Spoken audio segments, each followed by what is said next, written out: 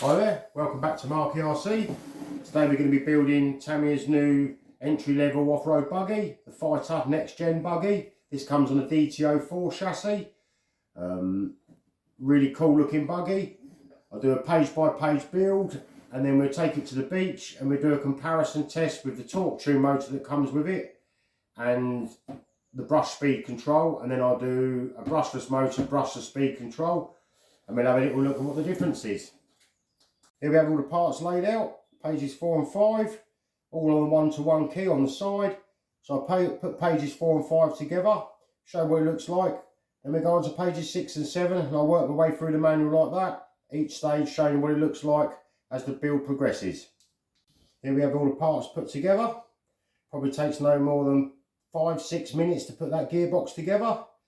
Inside is a 3-gear differential, which looks pretty sturdy with metal gears.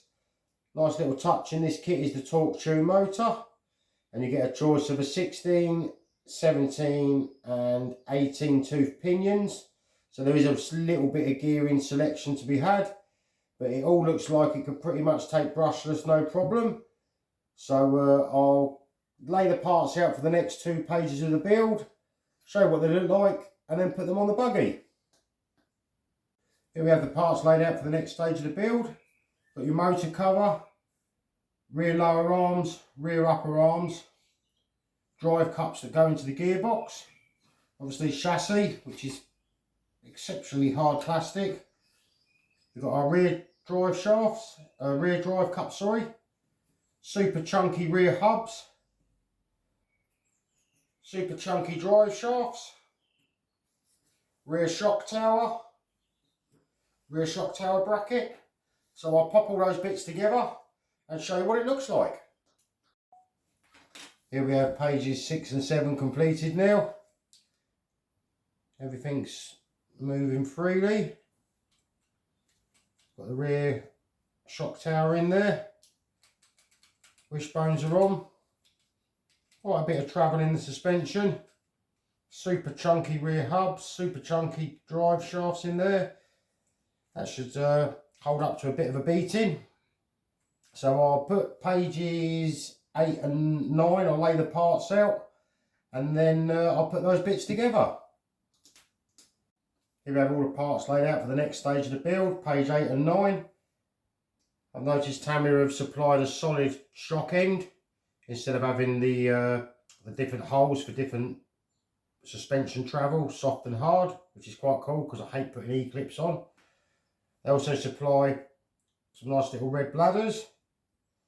You've got an oil-filled CVA shock, Tamiya's nice soft springs.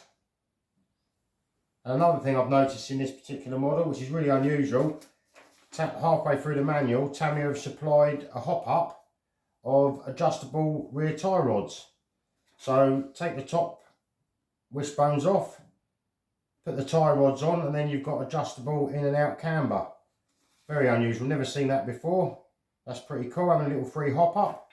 So I'll pop all those bits together and I'll show you what the model looks like with those stages done.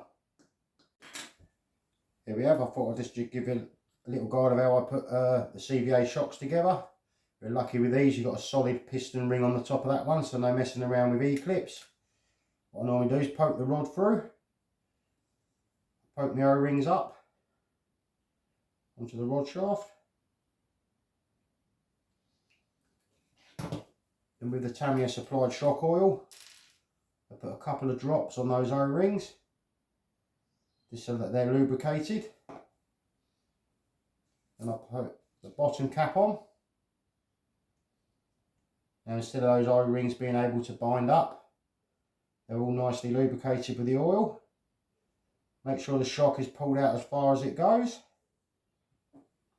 Fill the shock up with the shock oil.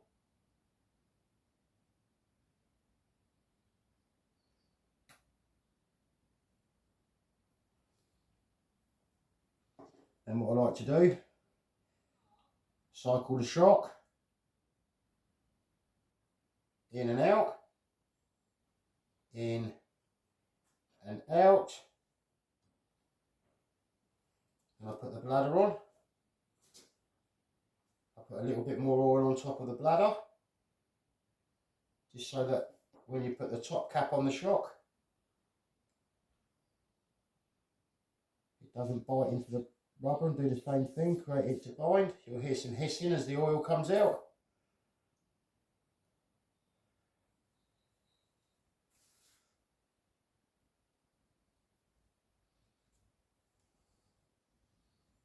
Then put your spring on.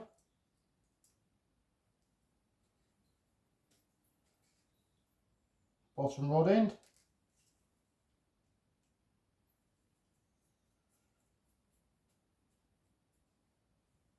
Bottom cap. Stops the spring falling off. And then they supply you 1, 2, 3 spacers that go onto there. And there you have it. One fully built Tamiya CVA shock. Give that a wipe down now to get any excess of the oil off. I'll lay the next parts out, show what it all looks like put together. Here we have all the parts laid out for the next stage of the build. All the last 2 pages put together. Nice and smooth suspension. No binding at all in there. As you can see there, you've got the little hop up that Tamiya give us in the kit to replace the upper arm. Little bit of play, I'm sure you could shim that out, but considering it's just going to go to the beach and tear about, no big issue.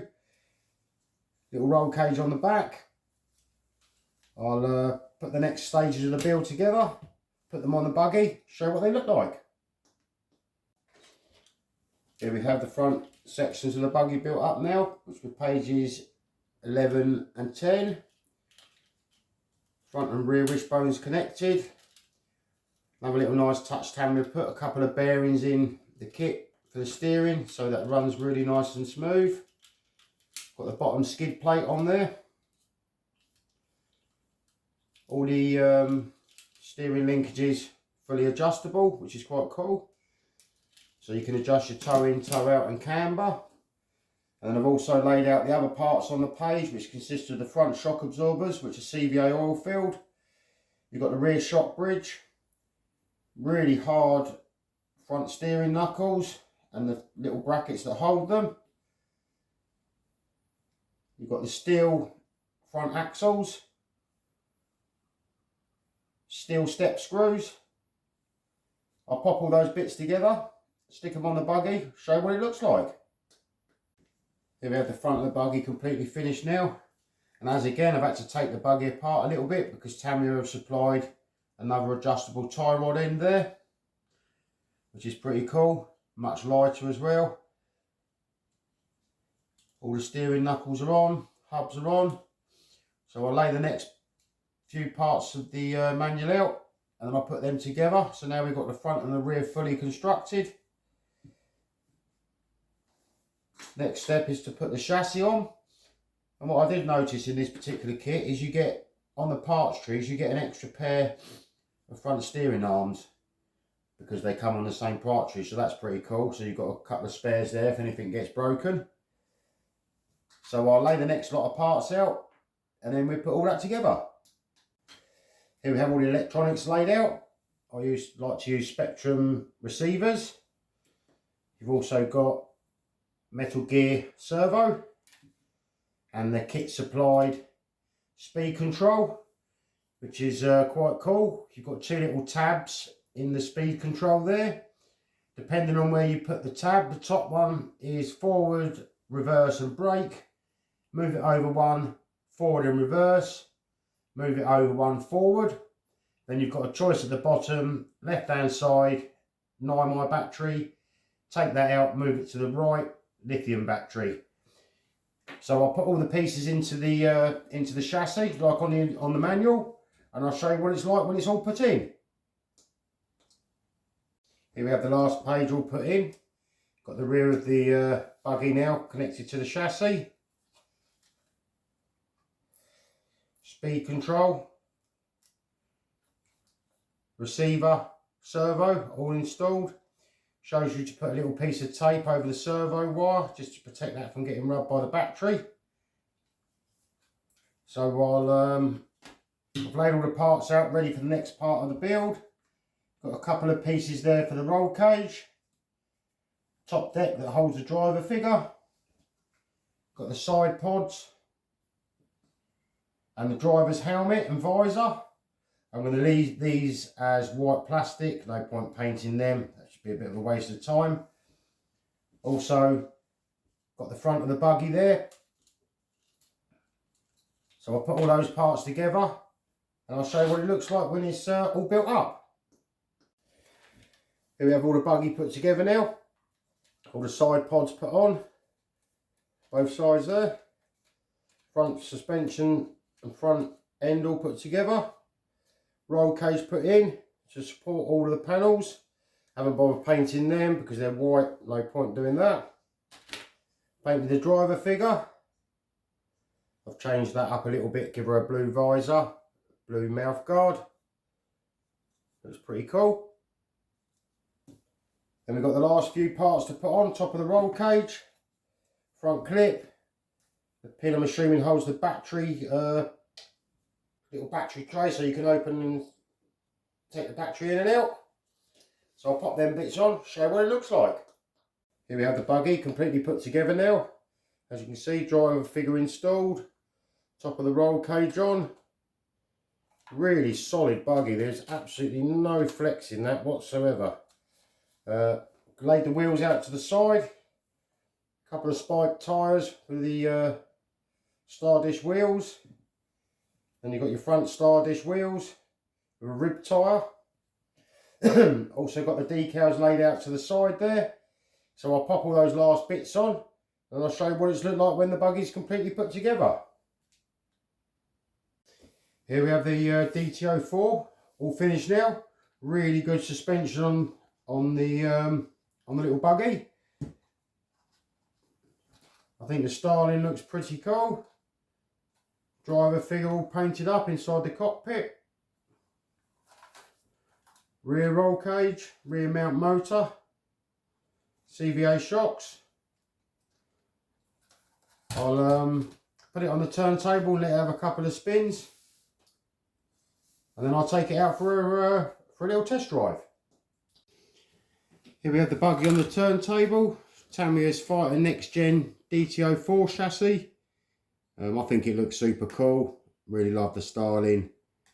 Really love the driver figure. Can't wait to get it out for a little burn up. So I'll let it do a couple of spins on the turntable. Hope you've enjoyed the video. Hope I'm going to see you in the next one. And liking and subscribing would be super cool for a new channel. The next build I think I'm going to do is a Grand Hauler. First truck I've ever done. So I hope to see you then. See you in the next one. Bye.